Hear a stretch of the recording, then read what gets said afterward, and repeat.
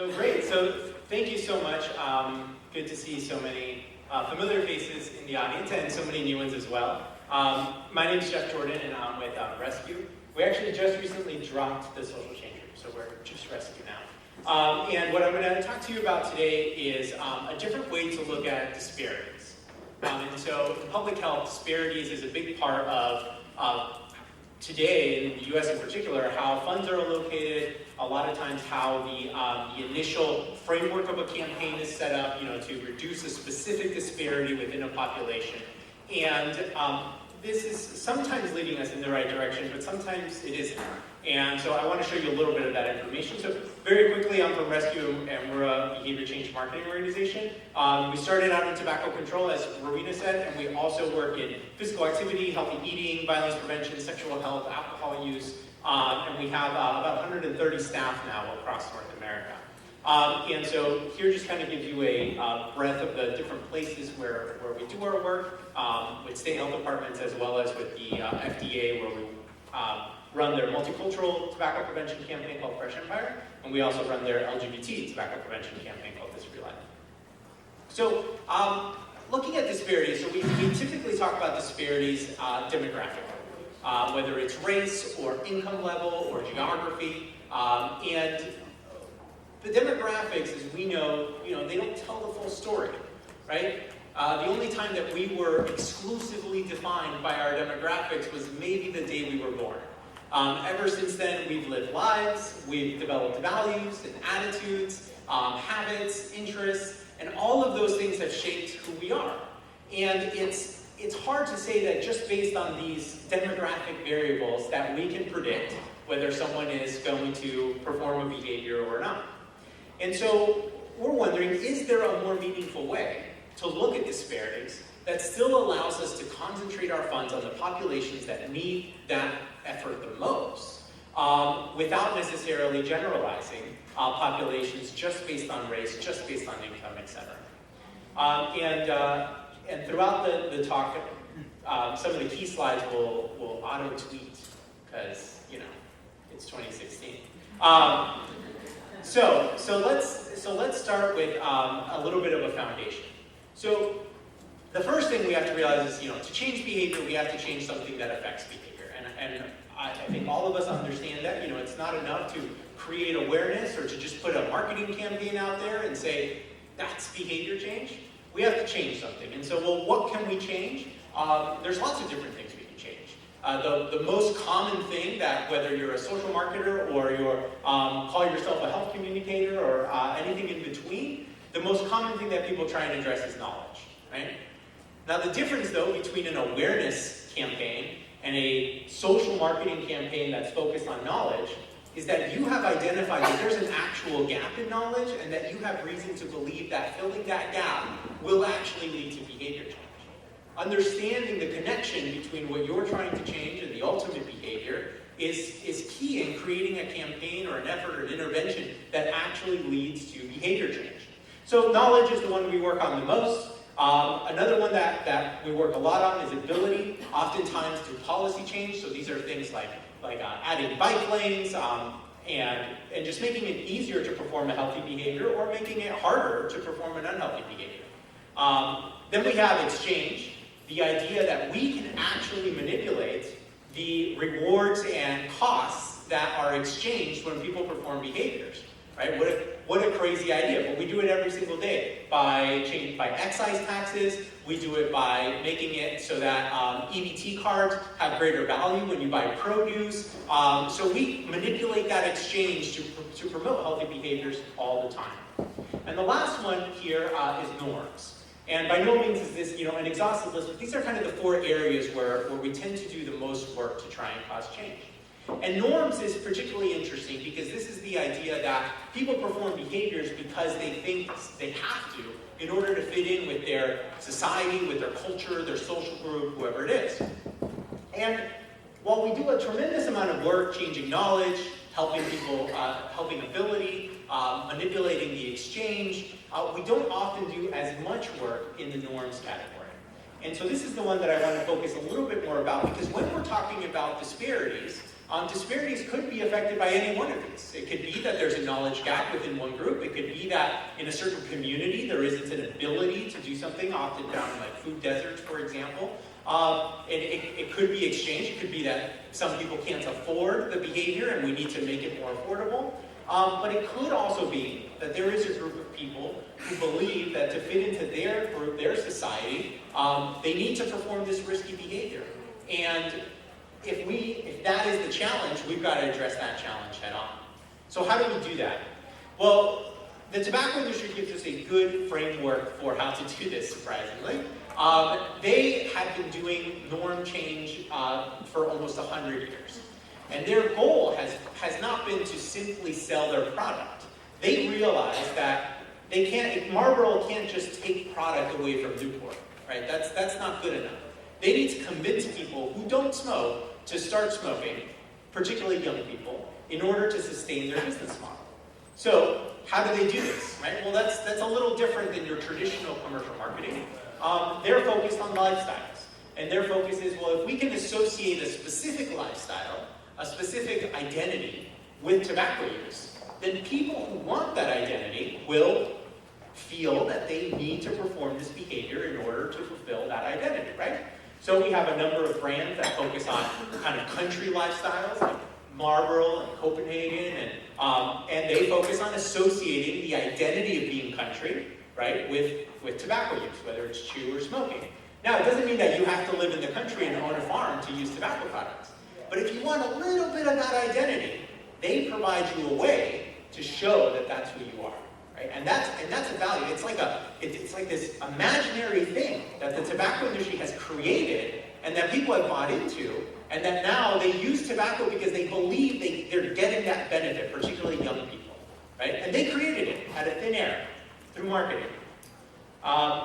Hip-hop is focused on by Newport and Cool cigarettes, and again, they're focused on associating a lifestyle, right, with their product.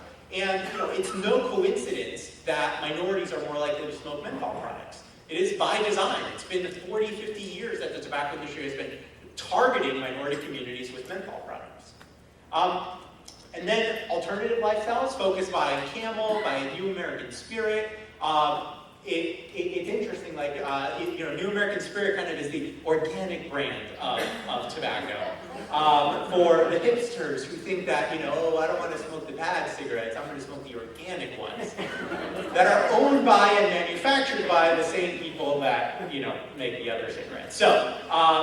So these are all just ideas. These are just ideas, like images, identities that the tobacco industry has created to make people feel that, hey, if you feel any little bit of insecurity about who you are, and you want to be more hip-hop, you want to be more country, you want to be more rock and roll, well, here is a way to do it. All you got to do is put this in your mouth and smoke it or chew it or whatever it is, and you will be more. You will be the person that you want to be, right? And they've sold this idea. And they've done it with multiple brands. So if you look at individual tobacco companies, right, you're going to find a portfolio of brands, each of which is associated with a different identity that they're trying to reach. Now, why would they go through the expense of putting together a new box, new marketing, additional shelf space, all to sell the exact same little stick of cancer? It's because they know that if they repackage it and remarket it, they can reach a whole different group of people. The tobacco industry knows, and has known for decades, that there's no such thing as a brand that appeals to everybody. And so they've said, well, we'll make Virginia Slims for this group, we'll make Marlboro for this group, and Camel for this group, and just continue to build more and more brands to appeal to more and more identities. In fact, there has never been a commercial brand, not Nike, not Apple, not Coke, that appeals to everyone. But in public health, we continue to campaign to reach everyone with our one brand, right? I am the obesity prevention effort of Iowa, and I'm going to convince everyone in Iowa to start exercising. Or whatever, fill in the blank with whatever state, right? Apple has $1 billion to do this and hasn't been able to, but me, with my $50,000, I'm going to convince everybody, right? I'm going to reach them all. They're going to love me. it's just because everyone knows what Coke is, just because everyone knows what Nike is, it doesn't mean everyone performs the behavior that these companies want them to perform. There are plenty of people who know what Nike and Coke are, but hate Nike and Coke, right? So don't confuse mass awareness with an ability to influence the behavior of everyone in the population. There's no such thing. It doesn't exist. When we don't pay attention to who our audience is, to the specificity of the tobacco industry, then we are letting our audience decide who is going to be reached and not reached by our message. And guess who's usually reached by messages that target everyone? Either no one, or the people who are already performing the health behavior. Right? If you want to reach at-risk people, you've got to target at-risk people. If you want to reach people who are currently engaged in a risk behavior, you've got to target them. Because if you try and go after everyone, it just isn't going to work. So how do we do that? How do we decide who we're supposed to go after? Well, we use segmentation. And segmentation comes from the commercial marketing world and is a really, really great tool to help us understand who to reach. It's defined as the process of classifying a market into distinct segments that behave in similar ways or have similar needs. Now, essentially, disparities, and the whole idea of disparities, is a segmentation-based idea. The idea is there are segments of the population that are disproportionately affected by a health behavior, and so we should invest our dollars in that segment of the population, right? It's segmentation. That's the idea. But here's the thing. When the commercial world does segmentation, they're usually not using demographic variables to do so. They're using lifestyle, culture, habits, behaviors, pricing, or purchasing patterns. They're focused on who people are and how they behave today as their ways of segmenting the audience. Rather than whether you're an African-American female or a Hispanic male or you live in a rural community or an urban community, they look at, well, what's in your head? Who are you? Who do you see yourself as? What is your lifestyle like? And that's really where segmentation is most powerful, because who you are often motivates behavior more powerfully than what you know. Right? So we all like to think because we're smart, healthy people that we do our behaviors because it's the smart, healthy thing to do. But many of us have associated that idea of health with our own identities. And our identities are driving our behaviors just as much as our logical minds are. Right? And if you don't believe me that there's scientific, logical people who only perform logically, well, I point to you the industry of jackets with elbow pads. There's only one group of people who wear jackets with elbow pads, and they're professors. Some of the smartest people in the world. And why is it that professors need elbow pads more than anyone else in the world? I don't know. I venture to say that it is a norm, and that they are driven by their cultural norm to fit into their group, their peer group, which is professors, with elbow pads. So, no matter how smart you are, we are all human, okay? We all have identities. Otherwise, we'd all drive the same car and decorate our houses the same and dress the same way. We don't do that. We all have our own individual identities, and we learn them from each other since the beginning of time. So we have to understand who our audience is in order to appeal to them. So, who is your audience? Our work is focused primarily on young people. We do a lot of work with teenagers and young adults, and also work on adults, but the majority of our research that I'm going to show to you today is focused on young people.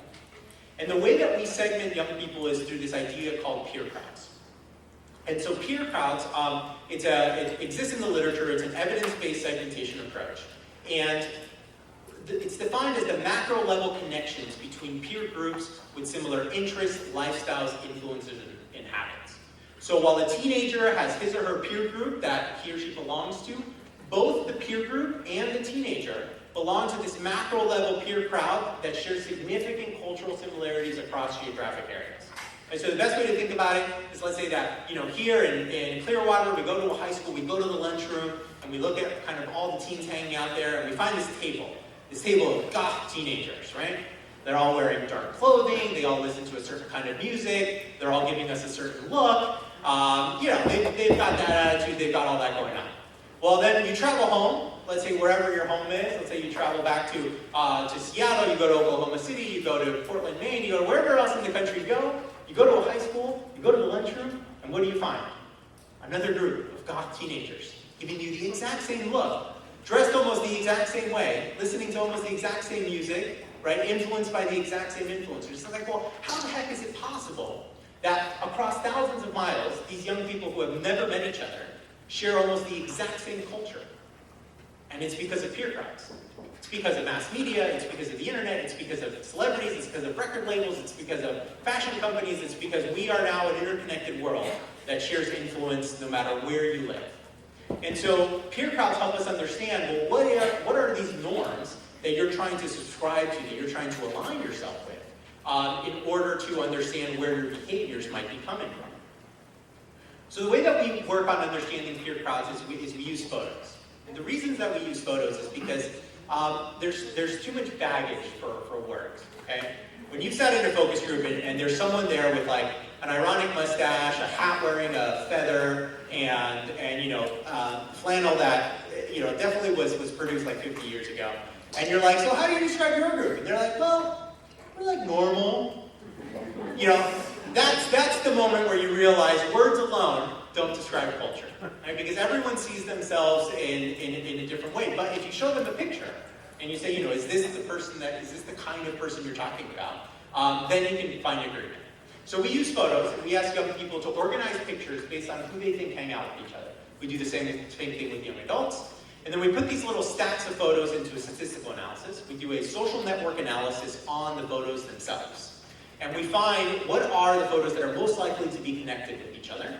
And based on those connections, based on that grid that we get, and based on the qualitative feedback that we get, we identify what the peer crowds are. Now we put names on them just to help us, adults talk about these peer crowds, but for the teens, it's always based on the photos only.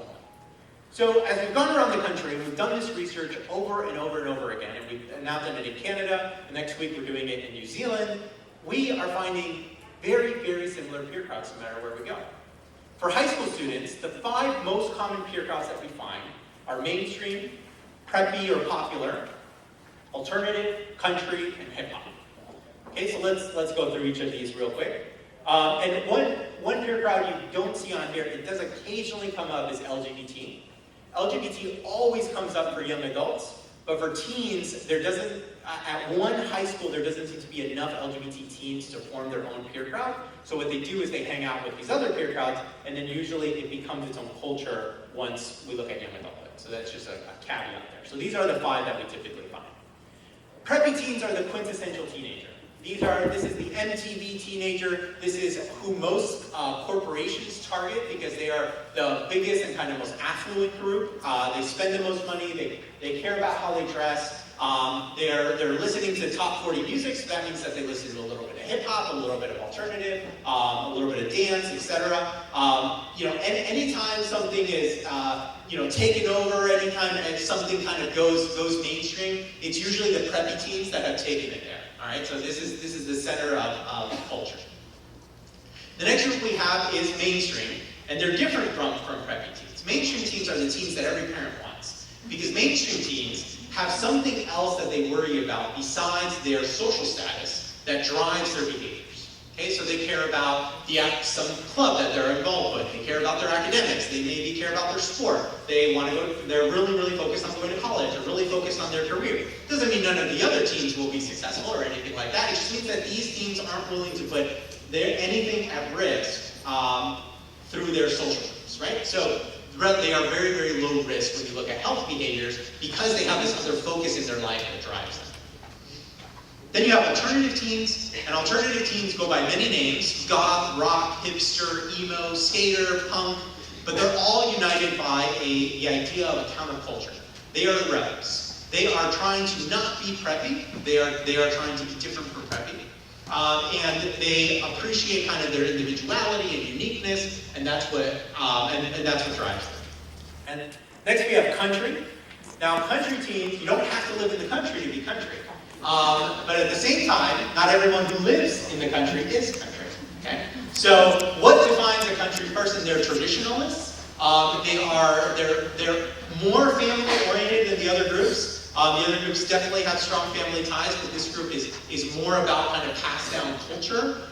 They're more focused on, kind of outdoors, whether it's hunting or mudding or anything else that gets you dirty. They're all about it. They go to school wearing camo, even though I don't know what's going on. That's country kids. And our last group is hip hop, and hip hop, while it's the most ethnically diverse group, it is by no means exclusively minorities, or do minorities are only part of hip hop. Every race is spread across all 5 of these groups. What defines a young person who identifies with hip hop culture is usually the idea that they are overcoming some sort of struggle, that there is something, that the way they look at their life is that obstacles have been put in their way, more so usually than other people, and that they have to fight to kind of prove themselves and to prove their worth. And so, definitely driven by hip hop music. However, don't confuse top 40 hip hop music with kind of hip hop culture. Because preppy teens love hip-hop music too, but that doesn't mean they're part of hip-hop culture. So those are kind of our 5 peer crowds that we tend to find. Now, that's fun, right? But what's the point of all of it? Well, segmentation, when it's done right, is like a prison, okay? It separates the values of people and helps you understand who performs what behavior and why.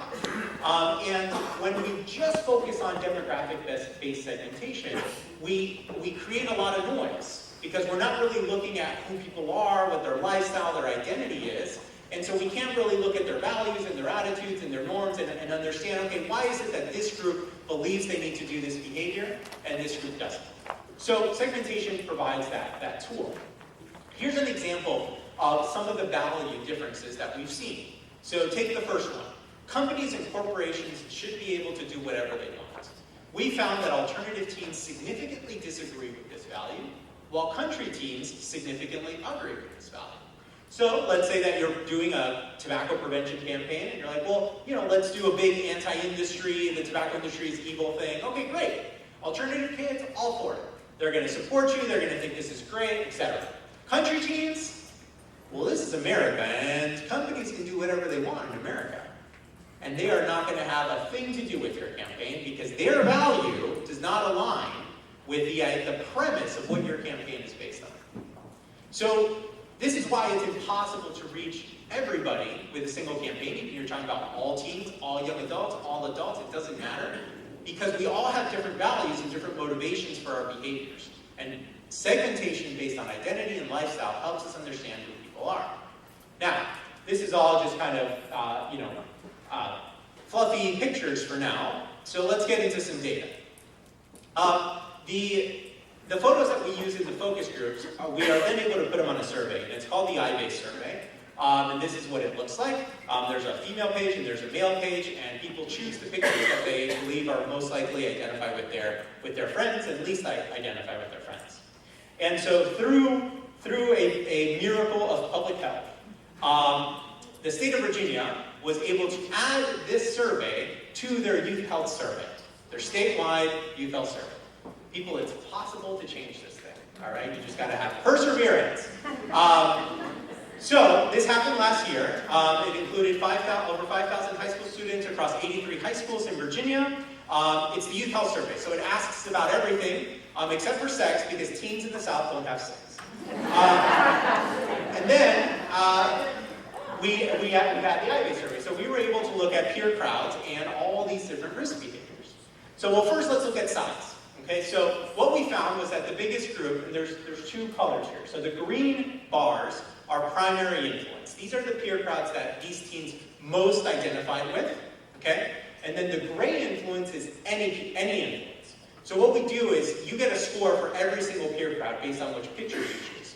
And maybe you got a score of 5 for preppy, and you got a score of 2 for hip hop. So that means that your primary influence is preppy, and you have a secondary influence in hip hop. So you're counted on the green bar for preppy, and you're counted on the gray bar for both preppy and hip hop. Make sense?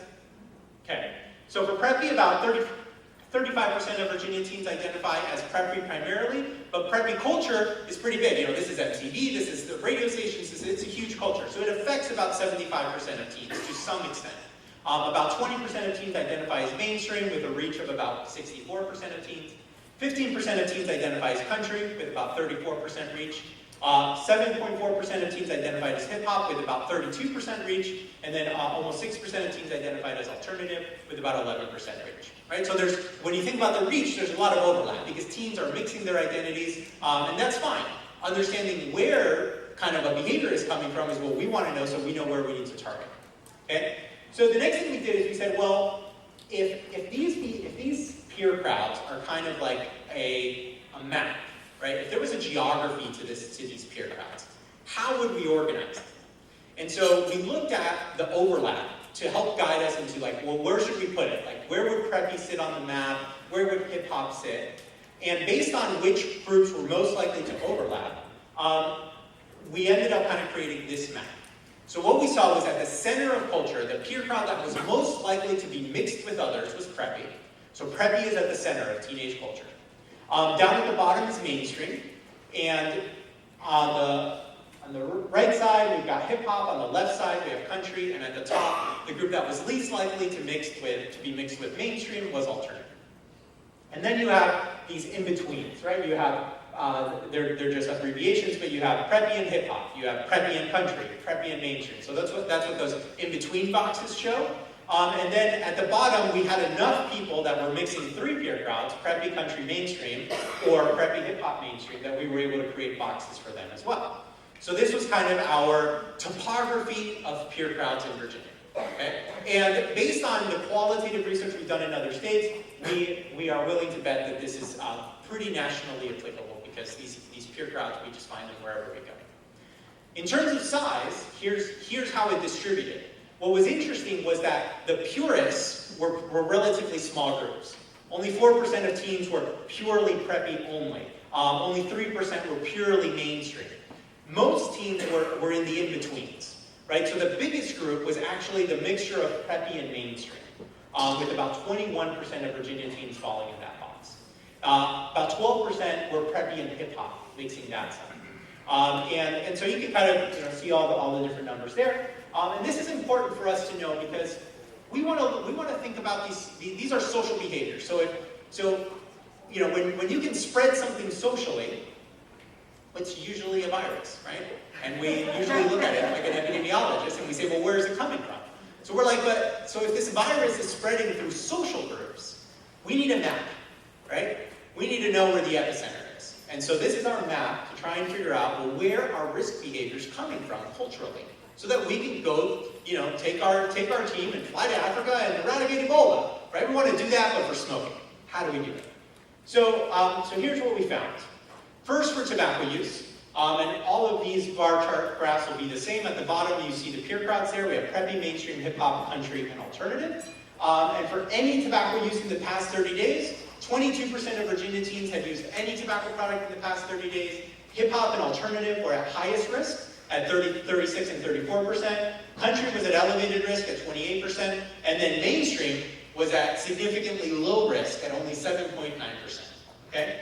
But when we moved into the individual behaviors, we started to see a lot more differences. So for smoking cigarettes, it was alternative teens today that continue to smoke cigarettes.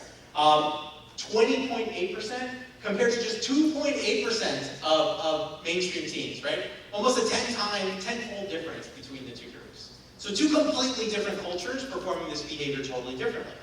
And then we also saw a little elevated risk in hip-hop. And so when we looked at it as a map, you can clearly see kind of mainstream culture providing almost a protective effect against cigarette smoking, while hip-hop culture and alternative culture are kind of throwing in smoking. So are there some preppy alternative, preppy hip-hop teens who smoke? Sure.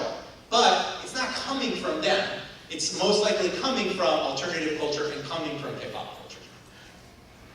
For cigar smoking or cigarillos, it was hip-hop culture that was at highest risk, with very low risk for mainstream again. And then for chew tobacco, it was country teens who are most at risk, with 0.2% risk for mainstream teens. So if you find a mainstream chew tobacco user, you win a prize. And so when we look at this, a different visual here, right? So cigar smoking really seems to be a hip-hop phenomenon that is coming from hip-hop culture and infusing other cultures through it, and then we see a protective effect also from mainstream again. The opposite is true for chew tobacco. We see it coming from country culture, and we see a double protective factor. Both mainstream and alternative seem to be pushing against this norm that are anti-chew tobacco users. Hookah and e-cigarettes. So hookah is primarily a hip-hop behavior with 18.2%, almost 3 times the likelihood compared to the average. And then when we look at e-cigarettes, hip-hop was at highest risk, but you also see elevated risk for alternative and country. And lowest risk was mainstream, right? So we've been hearing about e-cigarettes, like, yeah, every teen is smoking e-cigarettes, this is like, really scary. But what we're seeing is that it's the teens who are most likely to be using any other tobacco product, whether it's chew, cigarillos, or cigarettes, are the teens that are also most likely to be experimenting with e-cigs. But it's all of them, right? So here's the e-cig map. We see the elevated risk coming from hip-hop. We also see that there's high levels in alternative and country, even though they're not statistically significant. And the protective factor of mainstream is much lighter. Right? So mainstream is a very logical group, and if mainstream doesn't have a reason to fight against the behavior, then they don't really care. And so, since there's not that much information about e-cigarettes out there, we don't see the logicness of mainstream kind of pushing back against it as much as we see it in other behaviors. But let's move on from tobacco. Alcohol use. We see that drinking alcohol was highest amongst hip-hop teens, binge drinking also highest amongst hip-hop teens, but we do see elevated risk in alternative and in preppy for both of them, with lowest risk across mainstream. So this is one of the few times that we see preppy as an epicenter of the binge drinking virus. And so preppy and hip-hop both seem to be kind of the highest risk areas. With mainstream, look at the strength of that protective factor, right? Preppy is above average, significantly above average binge drinking risk, while mainstream immediately kind of neutralizes that. So there's definitely a conflict going on between kind of preppy and mainstream culturally in terms of whether binge drinking is okay or not. When we look at drug use, marijuana is by far a hip-hop behavior more than any other peer crowd, 34% compared to 15.8% average, and both country and mainstream are at very, very low risk. So both of those cultures are pushing back. And then prescription drug use. Opiates is a big problem in many, many communities, and we see that the highest concentration of prescription drug use is amongst hip-hop teens, with also an elevated risk amongst alternative teens as well. And mainstream kids totally pushing back against that. And so here we see the prescription drug map, definitely kind of coming from hip-hop and a little bit from alternative. But it goes further than that. In this study, we were surprised to find that almost every single behavior had significant peer crowd effects. Take depression and suicide. Feeling sad or hopeless was significantly higher amongst alternative teenagers, and significantly lower amongst preppy and country teenagers. And when you look at suicide attempts, 17.8% of alternative teens had attempted suicide, compared to 5.6% of overall teenagers. Right? So more than 3 times the risk of suicide attempts, and also seeing a significant risk amongst hip-hop teens as well. When we look at kind of diabetes risk, physical activity, the ones who were least likely to have engaged in physical activity, hip-hop and alternative teens. The most likely to have engaged in physical activity was preppy teens, right? They like their sports, they like all of that. And then drinking soda. I didn't expect this one. I didn't expect soda to be peer crowd driven, but it is. The group most likely to drink soda every day is country. And when you look at, has anyone ever heard of dew mouth? So dew mouth is this thing in rural areas where parents give their babies Mountain Dew, and their baby teeth actually rot, right? So before they have a chance to fall out, those teeth have already rotted. So that's called dew mouth. Welcome to America. So peer crowd risk across the board, right? So then we ask kind of, all right, we've been talking about disparities. We've been talking about race-based disparities and geography and income level, and yes, this is a factor. But peer crowds tell us more about who people are than their race alone. So teens who are culturally similar but racially distinct have more in common than teens who are racially similar but culturally distinct. And when we look at the data of the distribution of different races across these peer crowds, we see that, yeah, there's patterns. African Americans are disproportionately more likely to be hip hop. Caucasians are disproportionately more likely to be country. But this by no means tells the story. The majority of African Americans are not hip hop. The majority of Caucasians are not country, right? So yes, there's clues in the demographics, but there's so much more for us to understand to really be able to change behavior. And so if we're going to start looking at risk behaviors as the social viruses that they are, because we know this, that every single study that you look at the causes of risk behaviors, it cites friends. Friends as kind of one of the social influences, one of the biggest reasons of why people perform risk behaviors, but we haven't acted on that information as much as we could. Peer crowds give us a way to act on that information. So how do we change cultural norms? The strategy that we use is called social branding, and it's focused on a specific peer crowd trying to associate a healthy behavior with their own peer crowd values. And so the idea is that you don't have to convince them to agree with you to convince them to change, okay? So it's not about us and our values. It is about who our audience is and what they value, and how can we link our behavior with their own values. So let me show you an example of how kind of this just changes everything about how we look at prevention. This is a traditional tobacco prevention ad. Many like it. Here you go.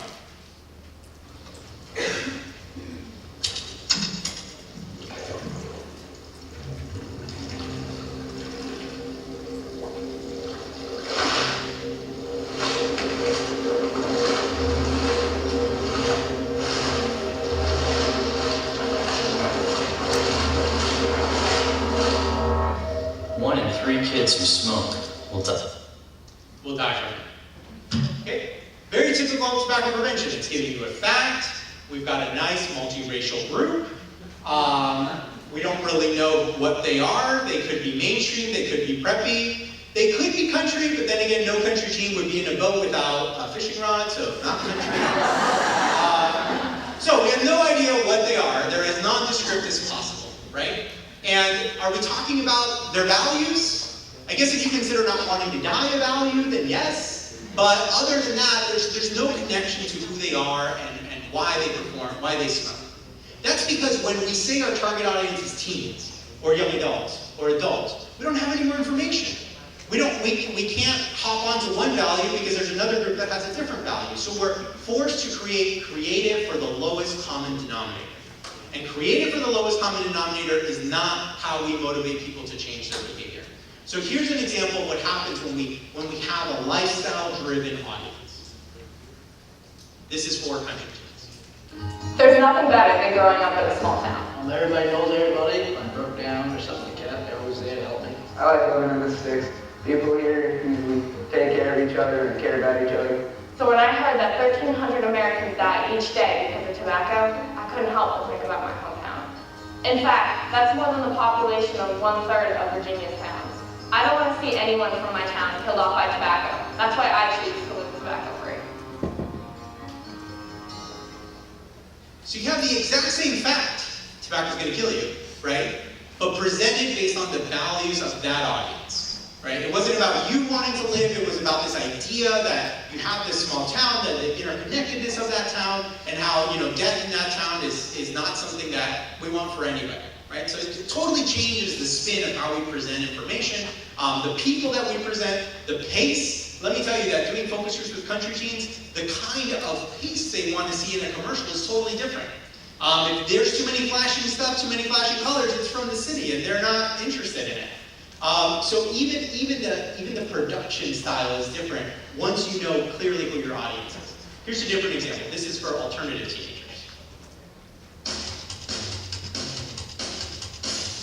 So advertisements make it seem like they love animals, but in reality, they tortured animals. They tested the cigarettes on monkeys, rabbits, and dogs. In one study, they strapped beagles down and cut their throats open to permanently install a tube that forced the dogs to smoke cigarettes. This filled their bodies with tar that caused some of the dogs to develop cancer. Thousands of beagles, rabbits, and other animals died in experiments just like this one. They used these experiments to make cigarettes even more addictive so that we would get hooked younger and harder. So So you want to know why we support a smoke-free scene? Because we're not okay with animal cruelty to make tobacco products more addictive.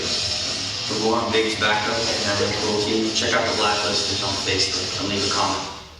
Okay, totally different information, right? So alternative teens aren't going to care about, they're rebellious, death-related facts isn't really going to motivate them. But the idea that animals are being tortured in an effort to control them, right? Two things that they really don't want to see. Now they're paying attention. Now you're talking to them.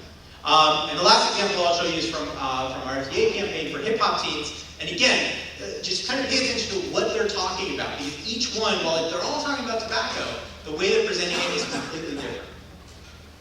You see, my mom's double shift wasn't in vain. Low achiever, at risk, disregarded. I will break that chain. Fame, disease, death, cigarettes were to blame. But I overcame the block.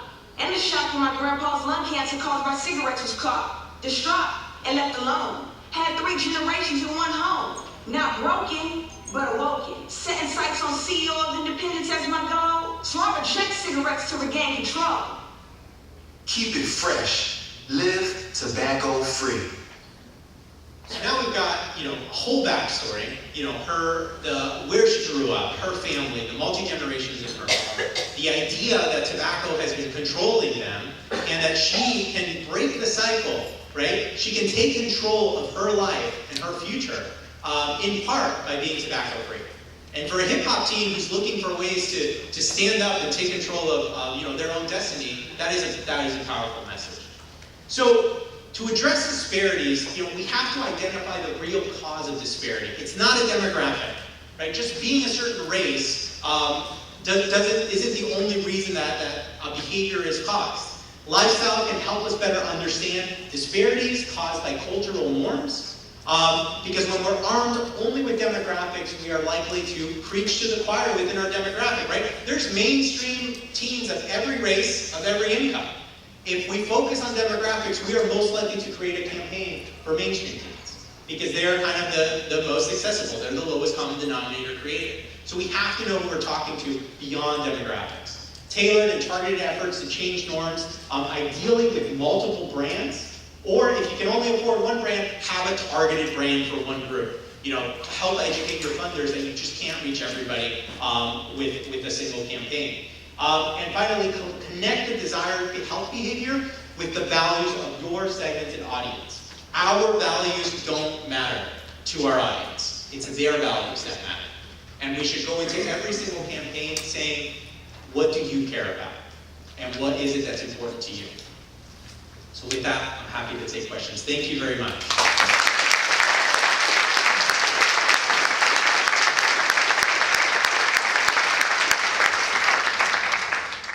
So how does your understanding of lifestyle influence your hiring, staffing, and team development work? It absolutely influences it. A lot of people ask, gosh, how do you get a campaign started within a culture? You hire from that culture. So obviously we don't know what culture we're going to reach at first, so we go and do our research, etc. But then once we know who our audience is, whether it's a contractor or a part-time or full-time person, hire somebody, maybe a young adult, who's recently, just out of that age group that identifies naturally with that audience, because you need that seed, you need kind of some pre-existing relationships and things to help get it started, and someone who comes from that culture will be most likely to help seed the effort. Jeff, brilliant, thanks. 2 quick questions. There used to be a lot of talk about authenticity in teens. And the line was, they can tell whether an adult may be a teen in the first second of an ad. I would certainly think they could think adults made those ads. Have you found that important? Yeah, I think that conversation has evolved a little bit. So can they tell that adults were involved in this highly produced, campaign that's airing on TV? Yeah, logically, adults were involved in this. But I think where they get hung up is, does the person that's talking understand where I'm coming from? Is someone like me behind that ad? And so whether they believe that every single person is involved, was a teenager or not, is not as important as do they believe that people who were like them involved in that process. And that's what we see. It's interesting. We have We have a hipster campaign that we're going to talk about in a workshop today, where young adult hipsters and government funding, right? The two opposites. And when they find out that it's funded by the government, they think that hipsters tricked the government into giving them money to make this campaign because they believe hipsters are behind it. So it's not about you're an adult trying to tell them, it's about you have reflected their own identity authentically to them. And just a second question quickly. Online culture, what's the relationship between their online culture and their in-school culture? They're very closely related. So a lot of our campaigns live mostly digitally. Looking at, sometimes we get caught up on like, oh my gosh, everyone's watching YouTube and we've got to, get YouTube celebrities to be in our commercial and stuff. Well, YouTube celebrities are segmented. Some groups watch some and some watch another and some don't watch them at all. And so depending on who your audience is, internet culture is totally different. We're also seeing patterns by platform. Like for example, country teens don't use Twitter. They don't even know what Tumblr is. And hip hop teens are really using Twitter a lot more than any other culture. So there's all sorts of digital behaviors driven by peer pressure. Thank you. Hi. I was just actually kind of connecting the presentation by Dr. Harvey and this one. This is an idea-driven campaign, but it's very specifically targeted, which is what also Rowena said about the sort of effective emotional commercial that we saw for the seatbelts, and how it wasn't effectively targeted. And I guess this is more of just making a connection and less of a question. Or maybe my question is, so for idea-driven campaigns, because we're talking about how to make them better, if we can't find a product for them. Like, how much of it is the segmentation compared to the other parts of the marketing mix? And when do we know whether we can find a product, or how do we know we can find a product in addition to just having a well-targeted population segmented? Right. So, at the beginning I showed some of the tobacco industry's work. And the tobacco industry's work is product behavior change work. It's not for social good, but it is the exact same process that we would use to try and cause norm change around product use ourselves. So while we focus mainly on kind of more idea-based campaigns, the principles are shared. And so, when you look at a social marketing effort, that early, very, very early in the process, good segmentation has to be done. Because a social marketing campaign without a target is a social marketing campaign without impact. And we have to know who we're trying to reach, who they are. Anything you can possibly find out about them is going to help everything. The channels you use, the things you're asking them to do, the gaps in knowledge you're trying to fill, the production style, the message, the people that you're listening to, the places where you're going in the community. I can't think of a component of a social marketing intervention that shouldn't be driven by who your target audience is. And so thinking about it that way, you can see how if we don't have the right audience at first, we can derail everything, right? And we can be just talking to ourselves, and we can have a Facebook page that only our spouse and our coworkers like things on, and we can have, it's like because we just don't know who our audience is. Thank you. Hi. Hi, my name is Gail Miller. I'm from the Rhode Island Department of Health. And you're very unique in the way that we have one health department for our entire state. I'm a native Rhode Islander, so they're a very unique audience who travels throughout the states and the countries, and it's a very unique audience. So in public health, we preach prevention, and so I know in a teen's mind that they live for it today, and they don't think ahead. So that's one of the challenging messaging specifics that we have to deal with, is that how do you teach prevention in order to the damage control looking into the future when you have audiences that don't think further ahead than maybe 24 hours. Well, so that's a perfect example of the importance of segmentation. I can tell you that mainstream teens, all of them think ahead. They're all planning for their future. They are careful about their behaviors because they don't want to engage in risk. And so that's the danger of kind of, looking at teens as one group, is that depending on who you're looking at, they think differently. The idea that teens are rebellious and don't care about this and listen to this and do that, like, there is no teen that does all of those things. Those are all kind of, stereotypes that we have about teens that kind of come from different pockets of teens. And so when you're able to segment and say, okay, here's a group that maybe is living in the today, that, let's take hip hop, for example, does have, lives for today, but also has all these other values. The question is, how do I attach my behavior to a different value? So rather than trying to connect it to the fact that you're going to die from smoking, how do I connect it to the fact that maybe, hey, your brand new outfit is going to smell today. It's going to smell bad because of smoking, right? Or how do I connect it to, hey, that girl that you're trying to talk to today is not going to like your tobacco breath? Or but it all comes down to segmentation and better understanding our audience, because as long as we're targeting teens, we're not going to reach teens.